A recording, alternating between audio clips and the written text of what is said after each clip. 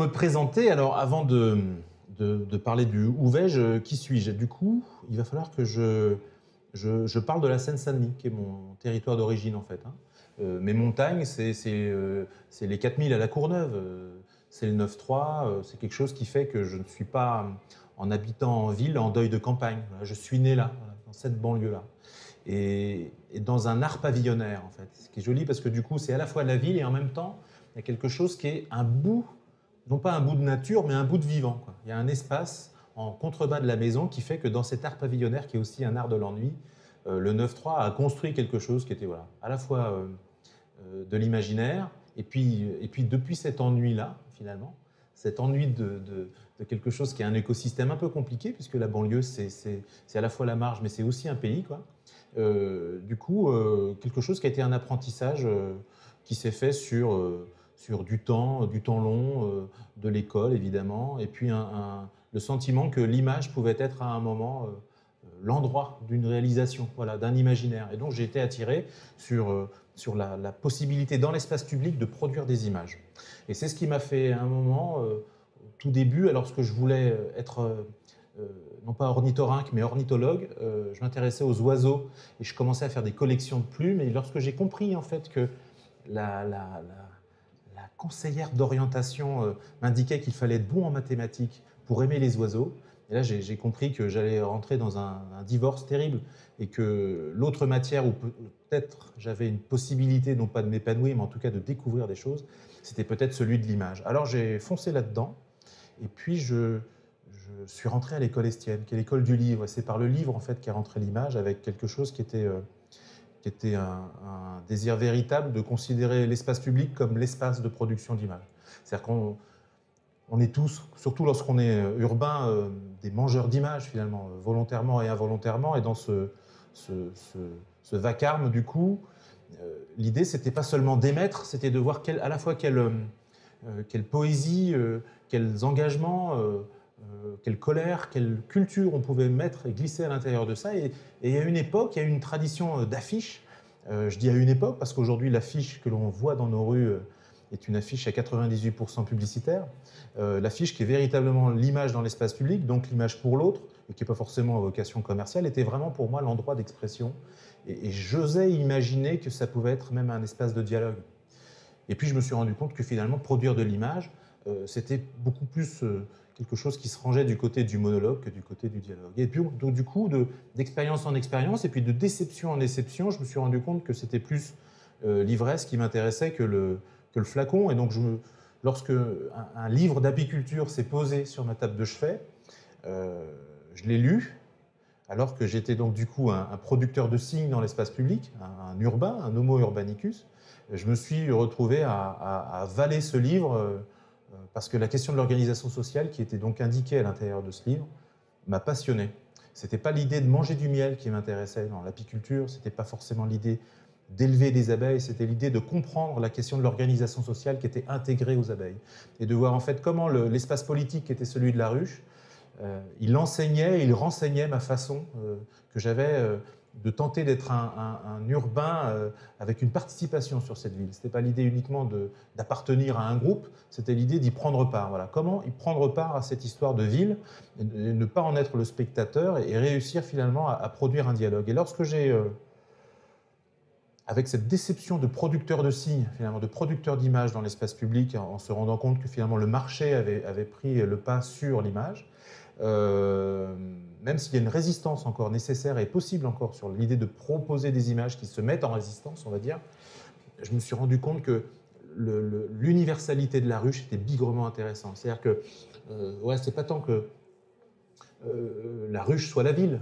le fait qu'elle enseigne et qu'elle renseigne la ville, c'est quelque chose de plus complexe que ça. Et c'est ce qui m'a intéressé. Donc du coup, j'ai ouvert un livre d'apiculture que j'ai absorbé, puis un deuxième, puis un troisième, et ça a duré 3 ans comme ça. 3 ans d'une apiculture théorique où l'objectif n'était pas le miel. Et puis à un moment, lorsqu'il a été question du coup d'y prendre part, pour le coup, et de ne pas être du coup un théoricien de cet espace politique qui était donc un espace de pollinisation, il a fallu du coup passer à l'acte. Et passer à l'acte, c'est vivre avec les abeilles. Et donc c'est commencer à mettre les mains dans la ruche, c'est commencer à mettre la tête dans la ruche, c'est essayer à comprendre finalement ce qu'est cette complexité animale et sauvage. Alors du coup, en 96, Ça va faire du coup pas mal de temps. Euh, j'ai posé une première ruche, donc 80 000 abeilles, sur ma maison. Sans être l'inventeur de l'apiculture urbaine, il y a toujours eu des ruches en ville. La seule chose, c'est que je voulais être à la fois confronté à ça et voir quel enseignement je pouvais tirer de cette proximité, de cette cohabitation, et de voir finalement, progressivement, comment les abeilles, ce sont elles qui m'ont posé des questions sur la façon que j'avais et qu'elles avaient de vivre en ville et de résister et d'y trouver leur place et d'y trouver à la fois une centralité et puis du coup de se mettre en relation à la fois avec l'histoire de la ville et la géographie de la ville. Comment en gros, dans l'invisible de la ville, elles étaient en mesure, moi, de me nourrir de questions et comment la façon qu'elles avaient de disparaître à l'horizon faisait apparaître tout un imaginaire, mais aussi toute une réalité pragmatique, puisque finalement, ce n'est rien d'autre qu'une objectivité d'abeille qui se pose en ville, puisque une abeille a un rayon de butinage de 3 km, ça veut dire qu'elle concentre en un point et en un pot de miel 3000 hectares de territoire, que ce soit en ville ou en campagne. Et tout a démarré avec finalement cette façon de se mettre non pas en intelligence, mais déjà en relation avec elle, de comprendre finalement quelles étaient, quelles étaient les lois naturelles qui dirigeaient ce peuple, qui n'avait pas besoin de moi pour vivre. C'est-à-dire que aussi c'est une obligation et une nécessité d'humilité. C'est-à-dire que les abeilles étant sur Terre bien avant l'homme, elles ont beaucoup plus besoin de l'homme pour mourir que pour vivre. Donc d'un coup, ça nous met en situation un peu d'humilité impérative où tout simplement on ne dirige pas une ruche, on accompagne quelque chose qui est le développement d'une loi. Voilà.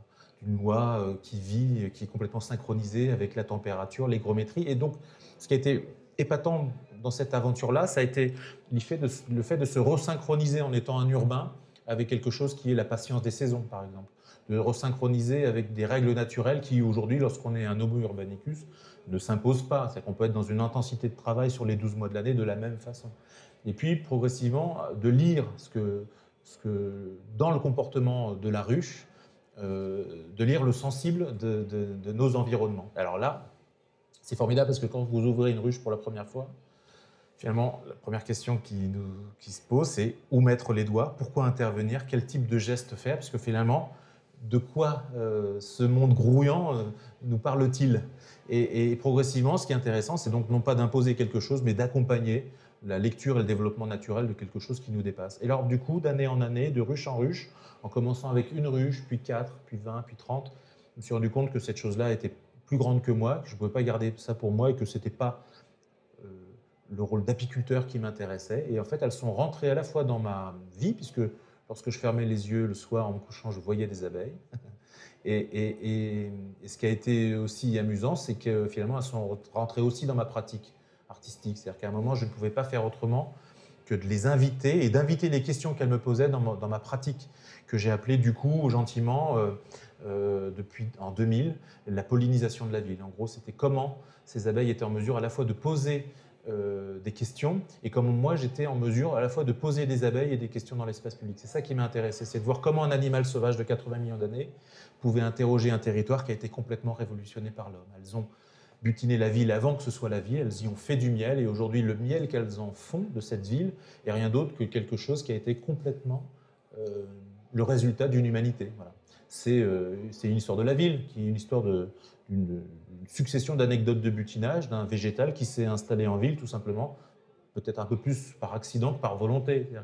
C'est une succession d'anecdotes de butinage pour une abeille qui va d'un bac Riviera à un appui de fenêtre, à un arrière-cour d'immeuble, à un délaissé urbain. Et le bout à bout de cette mosaïque imperceptible à 1,66 m du sol, elle existe sur le fait que les surfaces accumulées produisent véritablement un espace de pollinisation. J'ai travaillé sur ça.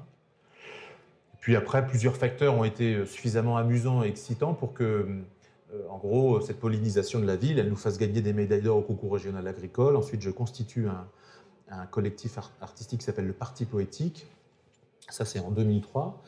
J'installe en 2000 un rucher expérimental sur le toit de la mairie de Saint-Denis parce que je considère que ces abeilles font un miel qui ne m'appartient pas. Ce miel appartient bien plus à la collectivité qu'à l'apiculteur et qu'elles remplissent une mission de service public véritablement qui est bien plus important que la valeur d'un pot de miel. Et donc tout ça, progressivement, m'amène à faire des installations au centre Pompidou où l'idée, ce n'était pas forcément d'installer une ruche sur un trottoir, mais de voir comment on pouvait enfermer des humains dans une ruche et de voir qu'est-ce que ça produit à un moment, cette confrontation, cette reconnexion au spectacle de la nature et de voir en gros comment cette transformation de la peur en curiosité, génère quelque chose qui serait à nouveau une relation au vivant, et puis de voir du coup, d'étape en étape, comment progressivement l'abeille devient quelque chose qui est un indicateur de richesse des territoires. Une abeille qui va bien, c'est une abeille qui a le temps de faire du miel et qui vit de ça, et qui vit pour quelque chose qui ne serait pas un miel pour elle, mais qui serait un miel pour la collectivité. Aujourd'hui, il y a de plus en plus d'endroits en France et dans le monde où les abeilles n'ont pas le temps de faire du miel, elles meurent avant d'en faire. Et donc, finalement, l'abeille devient vraiment un révélateur de cette vitalité, voilà, vitalité géographique du territoire où on les pose. On a un indicateur extrêmement intéressant qui fait que, finalement, l'abeille se retrouve aujourd'hui à la croisée de deux crises, une crise économique, une crise écologique, et que cet indicateur de richesse du territoire, moi, ça m'a fait dire qu'il y avait nécessité, finalement, de créer un projet qui s'appelait, et qui s'appelle toujours la Banque du Miel, en gros. C'est un projet que j'ai monté en 2009, qui est parti de France, puis qui s'est installé par nature à Genève, parce que s'il y avait bien un endroit où il fallait installer la Banque du Miel, c'était dans l'œil du cyclone, finalement. Et donc de voir comment, finalement, proportionnellement, là où l'homme, sur une logique d'agriculture à la fois industrielle et intensive, avait une tentation et une avidité de rentabilité avec des courbes ascendantes qui feraient ça, puisque cette agriculture se lie à travers des tableaux Excel, et cette productivité ou cet appétit de productivité qui ferait ça, cette courbe, parallèle à elle, on a la courbe de mortalité des abeilles. C'est-à-dire qu'en gros, cette avidité, ce désir d'argent à travers l'agriculture, produit de la mort. Et donc, si l'argent produit de la mort, est-ce qu'un projet artistique est en mesure de faire le phénomène inverse, d'inverser cette courbe? Est-ce qu'on peut transformer de l'argent mort en abeilles vivantes? Ça a été ça le pari de la Banque du Miel. Et donc, j'ai monté quelque chose qui est une sorte d'outil financier, c'est un pied de nez, mais qui s'appelle le compte épargne abeille. Littéralement, c'est un compte pour épargner les abeilles. Et donc, c'est quelque chose qui fonctionne avec de l'argent véritable, donc une énergie véritable, et qui produit des abeilles véritables, et qui ont en fait d'autres finalités, et de produire de l'argent, et de produire du miel. Si on cherchait à produire de l'argent, ce serait une banque comme une autre. Si on cherchait à produire du miel, on serait une équipe d'apiculteurs comme d'autres. Donc, le collectif artistique du Parti poétique, c'est précisément voir plutôt comment cette articulation entre art et environnement nous permet de révéler un bout de l'invisible. Et cette collaboration avec les abeilles, pour moi, a été déterminante. Et puis, d'étape en étape, cette Banque du Miel, elle a un peu essaimé. Elle est partie du 9-3, puis en Ile-de-France, puis à Grenoble, et puis en Suisse, aux Pays-Bas, à Genève, oui, et puis en Norvège, la dernière fois, dans le cadre de la COP 21. Et puis progressivement, je me suis rendu compte qu'au lieu de travailler uniquement sur un diptyque art et environnement, il y avait peut-être un troisième pied à ajouter à cette table. Et du coup, le triptyque, il fonctionne aujourd'hui beaucoup plus sur nature, culture, nourriture. Ça veut dire assumer d'une certaine façon d'abord le fait que finalement le collectif artistique du Parti poétique produit du miel, c'est le miel béton, très bien. Ça fait 20 ans que ça dure. On pourrait arrêter, mais d'une certaine façon, c'est un marqueur du territoire. Et donc ça, c'est assez intéressant de voir que les habitants en sont fiers, finalement, de dire, voilà, la banlieue, c'est aussi ça. Mais ce qui m'a intéressé surtout, c'est de voir comment, finalement, notre alimentation est un fait culturel majeur. La qualité de ce que l'on décide de mettre dans nos assiettes a une incidence directe sur la qualité, le paysage qu'on va avoir autour de nous, sur la relation avec le monde agricole, et que, de fait, c'est éminemment politique que de manger, c'est éminemment politique de faire ses choix autour de l'assiette, de son ventre, etc. Alors, du coup, moi, je suis reparti de mon village d'origine, là, du coup. Je suis parti de Saint-Denis, 120 000 habitants, avec une révolution urbaine aussi qui a eu lieu avec l'arrivée d'un vaisseau spatial en 98, puisqu'on a été quand même champion du monde, c'est énorme, donc 3-0, et puis un vaisseau spatial qui se pose sur un territoire avec une promesse et puis un engagement à imaginer finalement quelque chose qui serait un renouveau sur ce territoire. Ça a développé quelque chose qui est plutôt un quartier d'affaires, finalement, un quartier d'affaires qui a développé une activité économique autour de ce stade, avec quelque chose qui était aussi une promesse de réciprocité économique, avec un territoire qui est un territoire de diversité. Saint-Denis, c'est 135 nationalités différentes. Donc c'est quand même bigrement intéressant. C'est un potentiel. Pour le coup, c'est une richesse. Et de voir comment finalement, est-ce que c'est par la nature, est-ce que c'est par la culture, ou est-ce que c'est par la nourriture qu'on fabrique un peu plus de réciprocité à la fois culturelle et économique, avec cette double ville qui s'est constituée entre une ville de développement économique et d'activité, puis la réalité des quartiers populaires, où les gens continuent de vivre finalement dans la même difficulté finalement qu'il y a 30 ans. De fait, du coup, je me suis dit, plutôt créer un centre d'art qui crée des passerelles entre les peuples, on serait peut-être en mesure plus naturellement d'imaginer la nourriture comme quelque chose qui produirait cette réciprocité économique et culturelle. Et du coup, plutôt que de monter un restaurant, plutôt que de monter une école de cuisine, j'ai commencé à travailler sur quelque chose qui serait une académie de cuisine qui précisément articulerait nature, culture, nourriture. Et donc, si je suis un peu trop long, vous me le dites. Ce qui s'est passé ensuite, c'est que cette académie de cuisine qui s'appelle Mieux, parce que Mieux, c'est le pluriel de miel. On dit un miel des mieux. Hein, un miel des mieux. Donc, elle est en train de se construire à Saint-Denis. Et en se construisant, on est tombé à un rendez-vous inouï qui était le moment où, je ne sais pas si vous avez le souvenir de ça, mais au XIXe siècle, une couronne maraîchère nourrissait les Parisiens, nourrissait Paris. Elle était d'ailleurs à l'origine de quelque chose qui a créé la permaculture. C'était vraiment cette haute technicité maraîchère qui faisait que pendant plus de 10 mois, on avait des légumes, même en plein hiver, sur un système de culture sur couche chaude, en recyclant quelque chose qui était vraiment une boucle alimentaire de bon sens entre le fumier des chevaux qui finalement constituait un substrat qui crée un échauffement et qui nous a permis du coup, même au mois de février, d'avoir des légumes. Tout ça, cette haute technicité s'est développée sur une zone géographique qu'on appelait la Plaine des Vertus, qui était au nord de Paris. Et jusque dans les années 50, il y avait encore une soixantaine de maraîchers qui avaient encore cette pratique-là et qui vendaient sur les étals de Paris aux Halles leur production tous les jours. Et puis d'étape en étape, la pression foncière, et puis quelque chose qui devient aujourd'hui le Grand Paris, a fait qu'il est évidemment pour eux beaucoup plus difficile de lutter contre un Rungis, contre une pression immobilière forte. Et donc ces maraîchers, progressivement, ont tous disparu jusqu'à ce qu'en 2016, le dernier maraîcher, encore en place, René Kersanté, ait décidé à 76 ans de prendre sa retraite. Qu'est-ce qui s'est passé? Eh bien, il s'est passé que dans les années 80, 4 générations de maires communistes ont décidé, jusqu'à aujourd'hui, de préserver cette ferme et donc ont acheté le foncier pour faire en sorte que le maraîcher ne soit à aucun moment inquiété. Et donc, lorsque la ville, en 2016, a fait un concours pour imaginer le devenir de cette ferme, voilà, comment est-ce qu'on pouvait maintenir cette dimension nourricière sur ce territoire qui devient finalement patrimonial, parce que c'est 4 hectares de culture à 500 mètres du métro. C'est à la fois la première ferme aux portes de Paris, mais c'est aussi la dernière, historiquement.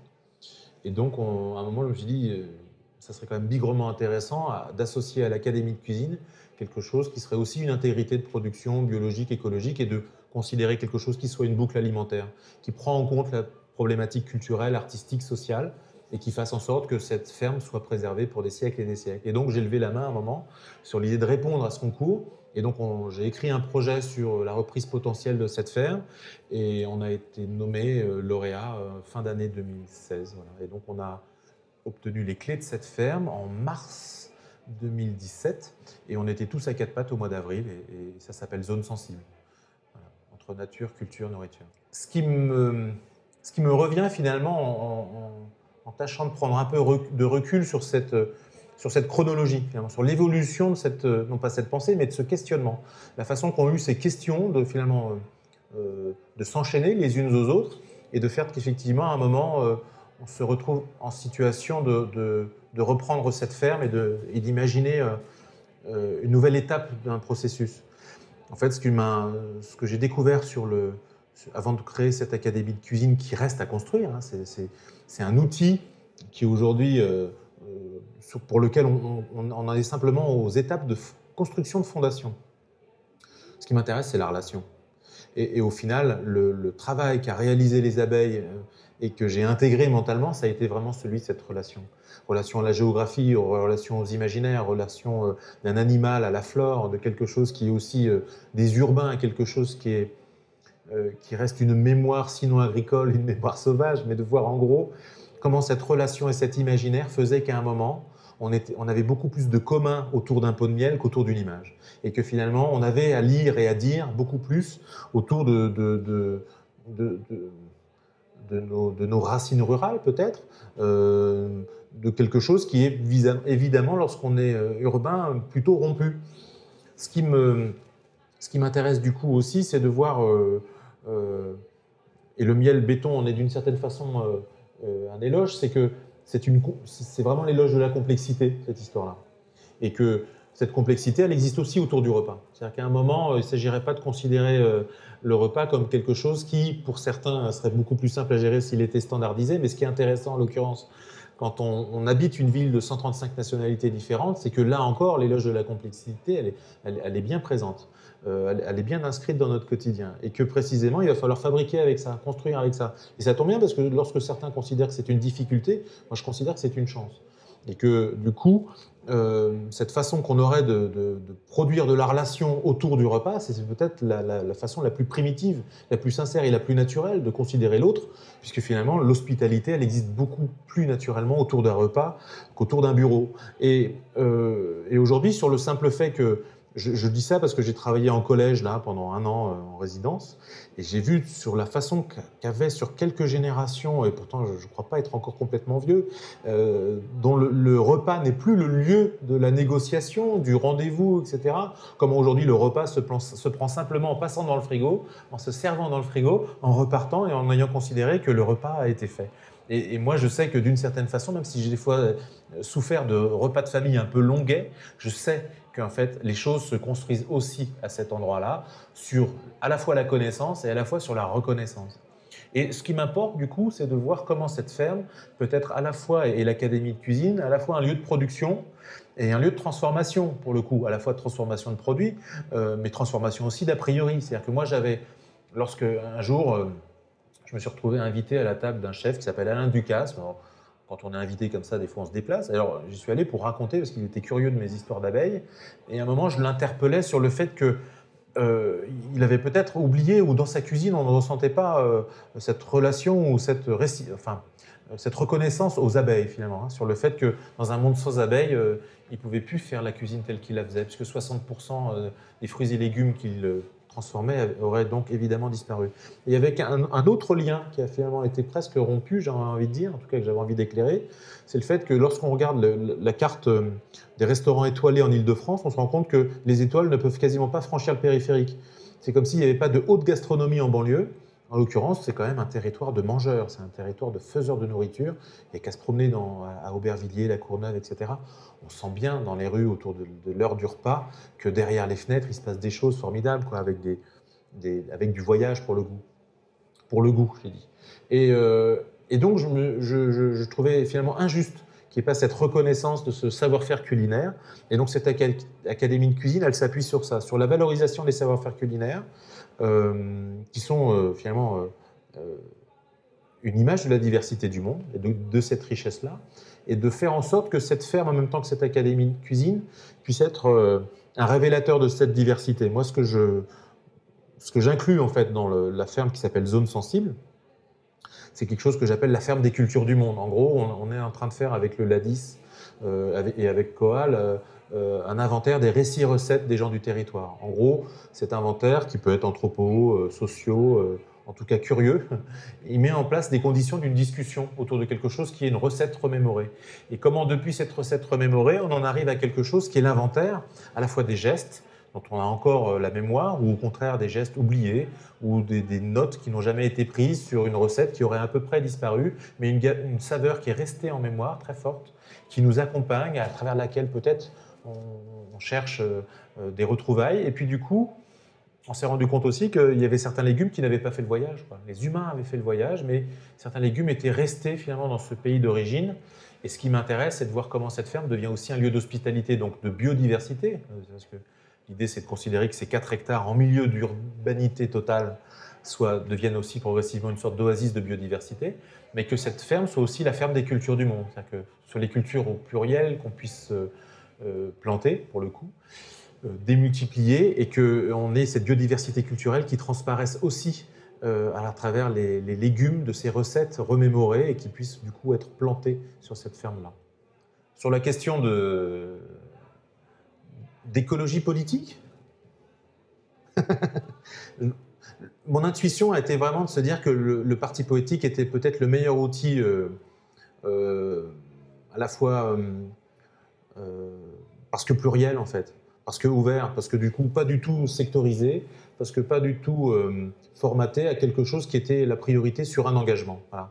Et quand je parle d'engagement, c'est quelque chose qui est plutôt une mise en mouvement, et de voir en fait finalement la façon qu'avait cet engagement, d'abord à observer, à essayer de comprendre, à lire et à partager à chaque fois. Quand je dis partager, c'est simplement parce que les mondes sectorisés m'effraient. C'est-à-dire qu'à un moment, s'il était question de ne se donner rendez-vous que entre mangeurs de légumes bio ou que en experts d'art contemporain, je pense que les soirées deviennent ennuyantes.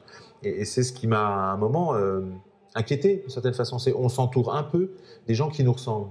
Sauf qu'à force de faire ce genre de choses, d'abord on vieillit vite, et ensuite je pense on ne produit pas de relation pour le coup.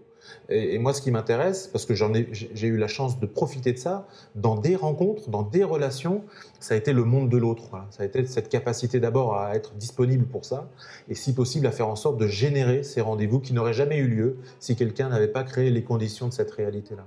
Donc cet émerveillement, parce que finalement, que ce soit à travers l'art ou que ce soit à travers la nature, ce qui m'a toujours épaté, c'est cette capacité d'émerveillement, et de considérer que la pédagogie comme la capacité d'émerveillement par excellence, et donc éminemment politique. Et donc, sur la façon de considérer à la fois la politique et l'écologie et la nature, j'ai envie de dire que je ne sectorise pas. Je considère que c'est un tout. Voilà. Et que l'expérience, que ce soit à travers la permaculture ou l'apiculture ou l'art contemporain, me fait dire qu'aujourd'hui, les choses sont incroyablement reliées. Il s'agit juste de faire en sorte de trouver les mots pour ça. Et de faire en sorte que ces mots-là ne soient pas que les miens, si possible. C'est qu'ils puissent être à un moment partagés à quelqu'un qui ne serait pas expert. Alors c'est un peu à la fois ambitieux, peut-être même prétentieux, voire enthousiaste, mais c'est pourtant dans la réalité d'un quartier comme le nôtre, celui de Saint-Denis, là-haut, à l'extrémité de la ligne 13, quelque chose qui a du sens, parce qu'à un moment, c'est pas la peine de prendre les mots de l'art contemporain pour expliquer le quotidien à des gens qui en sont éloignés. C'est pas la peine de parler avec un jargon d'expert sur la question de la permaculture ou d'une production de légumes bio à des gens qui n'ont pas les moyens de se les payer de toute façon. Ça veut dire que les enjeux, là, à un moment, ils portent autour de la table, qui ne serait pas une table de négociation, mais qui serait une table de disponibilité au monde de l'autre.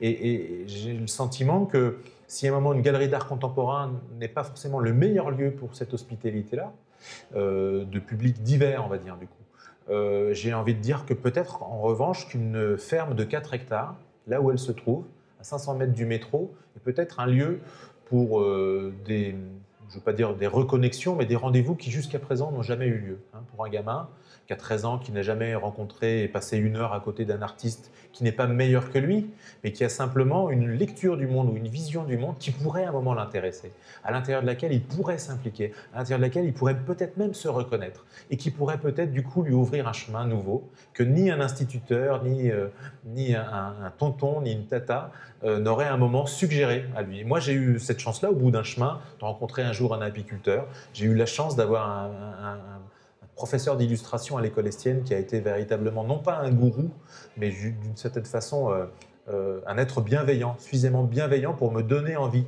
de participer à ce monde-là, d'y prendre part, et si possible, non pas ni de porter ma pierre, ni de déposer ma pierre, mais d'imaginer les conditions d'un amusement sérieux à faire en sorte que ça trouve son utilité.